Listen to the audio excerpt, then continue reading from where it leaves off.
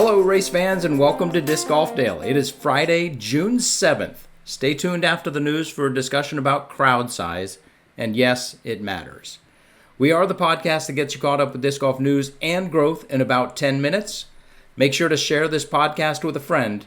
Here we go. Our first news story of the day, Beaver State Fling. Ultiworld has a great article about some things to watch for at the BSF. First, Eagle McMahon. He is coming back to form, and his putt may actually be improved. He hit 4 putts outside Circle 2 over the last 3 rounds of the Portland Open, and he went 7 of 13 in Circle 2 over those last 3 rounds. If he can keep it in the fairway, he will be a contender. I agree. With Paige and Kristen not at the Beaver State Fling, wow, that was both fun and sad to say. Fun because Paige and Kristen are both in the conversation at the same time again, and sad because they are not in this specific conversation. Anyway, the Ultiworld folks think it may be Holland's day, with Own potentially playing spoiler. I'll agree with that, except I'd add Ella Hansen to the spoiler mix. I called for her at the Portland Open, and she had a little letdown after her win the week before, but I'm calling for her again.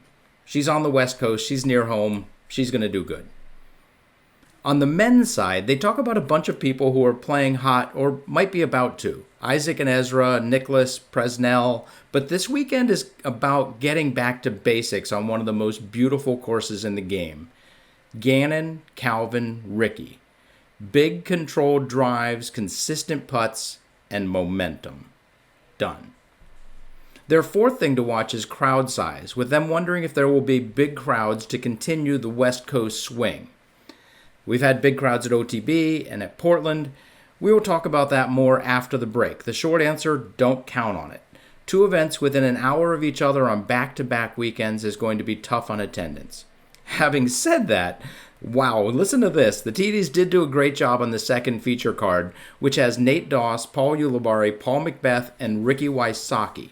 Coincidentally, the 2014 Pro Worlds final card had the exact same players and was also held at Milo. We're just 10 years removed. And on that card, there are 11 World Championships. On the feature card, there are 0. Whoever those chumps are on the feature card. Overall, both courses have been shortened a little bit, with OB being a little tighter. I'm all for the shorter courses, and I'll just go ahead and say I wish the FPO course had been shortened enough to lower the par from 69 to 65, where it would match the new men's par. Email us your opinion on whether courses should stop getting longer. I'm going to make a t-shirt that says Short Courses Rule. Our number 2 news story of the day, President's Cup lineups. This comes to us from Europe. Captain Seppo Payu and Paul Ulibarri have been announced. On the European women's side, you've got Kristen and Evelina. For Team USA, Own and Missy. Let's just say all 4 of them have their work cut out for them. Wow, I would not like to try to call any of those battles. On the men's European side, you've got Simon, Nicholas, Vainio, and Jakub Semerad. And for Team USA, you've got Calvin, Gannon, Ricky, and Eagle.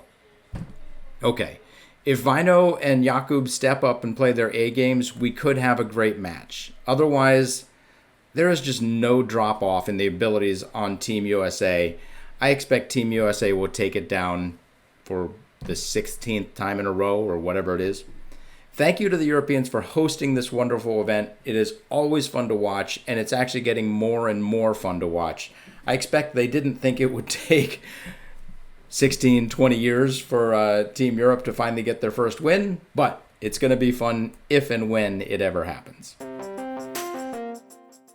Our third news story of the day, 2025 PDGA proposed rule changes. Okay, the official rules of disc golf and the competition manual for disc golf events and the PDGA Tour standards go through some level of revision every year. The Rules Committee, the Pro Tour, the PDGA event and operation teams all give input, and most importantly, the ideas that are decided that might go forward, those ideas are floated to the public.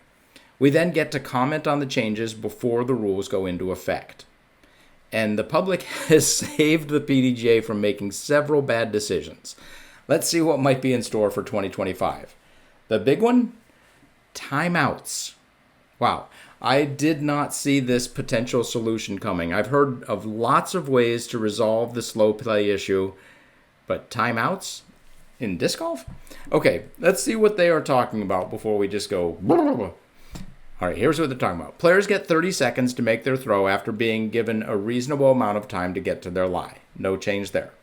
Twice per round, players can ask for a timeout. You tell the group sometime during your 30 seconds as you approach your lie that you want a timeout, and you get 1 minute to figure things out. After that, you've got 30 seconds to throw. So theoretically, if you ask for your timeout 29 seconds in, you get your 1 minute timeout, and then you throw 29 seconds later. It could be a 2 minute time between the time you're supposed to be ready and the time you do throw. I'm guessing that this would allow players to, for example, run up a hill and double check exactly where the basket is, or see where an obstacle is, or to see how the wind is outside of the woods line, or something like that. This is different than the bathroom break rule, for which you do not need to call a timeout. And they did a good job of clarifying that in the rule. If this happens, it is going to initially be very confusing, and I really can't see folks, especially at a C tier, taking out their watches and saying, okay, buddy, you've got 1 minute, and then you're back on the clock. What I do see this doing is making it easier to call people on time violations, which I think is what they're really trying to do. I personally would like to see one of those debate light timers with the scorekeeper who walks with each card on the Pro Tour. As someone steps up to the lie, the scorekeeper starts the clock. At 15 seconds, it changes from green to yellow. At 5 seconds, it changes to red. Like a great caddy, for example, would be aware of the timer and call timeout for the player or tell the player to. I look forward to us figuring this out, figuring out slow play, and feeling comfortable enforcing whatever is finally decided. I'm not sure timeouts is it, but it might be on the path to getting us there. Another big change, flex starts. This was always a funny one to me. There have been flex start events for decades, and no one seemed to care that flex starts are technically not allowed in PDGA play. Well, in 2025, they will be. Until then, be a Sergeant Schultz. I see nothing. I should have spliced him in. Anyway, third big change, photo or video evidence is allowed in more cases. It used to be allowed, it's currently allowed for just conduct if a player's misbehaving. But now you can also use video evidence to ask the tournament director what is meant by course markings. For example, if there's a rope or paint or both, and you want to ask the TD, which of these is in effect. In my opinion, if your disc happens to be in the picture when you take it, that's all the better. You take your disc, you get the line, you get the water, and you say, hey, for example, would this disc be in? So anyway, they're expanding that. It's a good step. I don't think it's quite as far as it could go or should go, but it's a step in the right direction. Also allowing TDs to assign divisions to players without PDGA ratings. That makes sense. It should have always been in there. C tiers must have bathrooms. That's a great one. This is a great decision that will help women feel more welcome at events. From the very start of the Pro Tour, more bathrooms at and on the course has been one consistent request from women. I'm glad the PDGA is taking this step. There are a lot of other minor adjustments, but Disc Golf Daily is only ever worried about the big stuff. Let us know what you think of these proposals, and more importantly, let the PDGA know. Link in the show notes. The email link for PDGA feedback is in the third paragraph. And now it's time to have a conversation about crowd size. We all know how important crowd size is. When it's big, you brag about it. When it's small, you pretend it was big and you just lie about it. We all get it.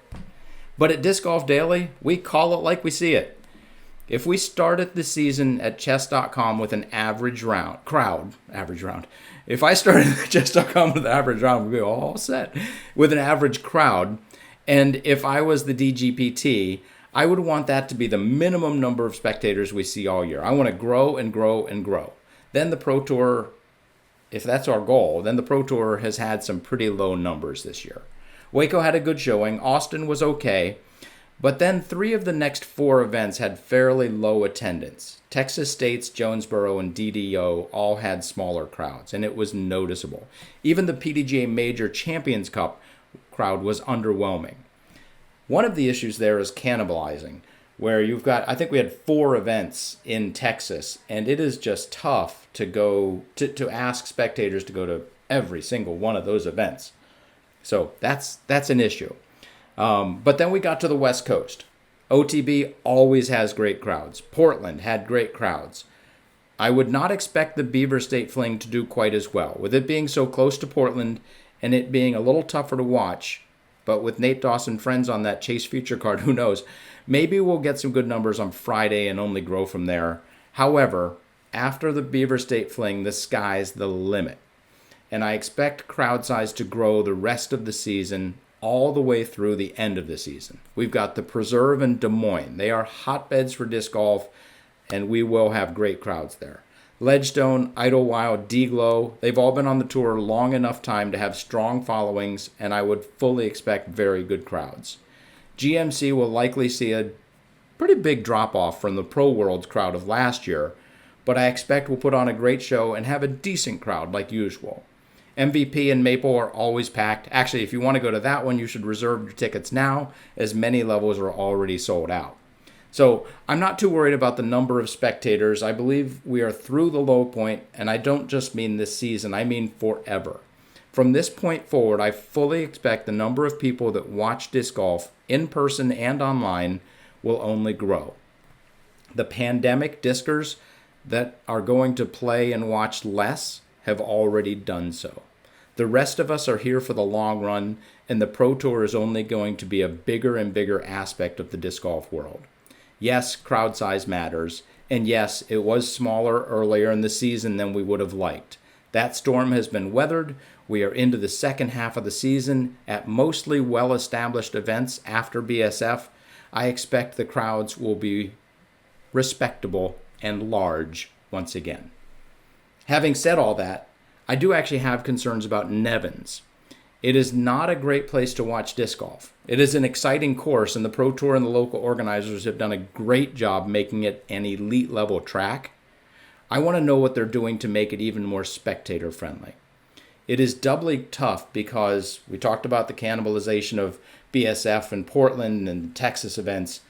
The USDGC is the weekend before, and tickets are basically the same price, $15 to $25 for general admission one-day passes. And the event is on a track, the USDGC event is on a track everyone knows and loves and knows is easy to spectate.